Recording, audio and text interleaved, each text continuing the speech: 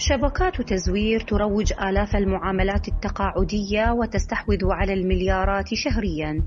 رشاوى وابتزاز المواطنين مقابل إنجاز معاملاتهم. عقود ينخرها الفساد مع شركات مشبوهة للدفع الإلكتروني. مافيات ومحسوبيات ولوبيات وتركات حولت التقاعد إلى مستنقع للفساد بحسب مواطنين ومراقبين. قرار إنهاء تكليف رئيس هيئة التقاعد أياد الجبوري وتعيين ماهر حسين رشيد بدلاً منه عده المراقبون خطوة جادة وجريئة تحسب للسوداني، وربما تكون خطوة جادة في محاربة الفساد، سيما وأن المكلف الجديد كان قد شغل منصب المفتش العام للوزارة وربما أعلم بشعابها.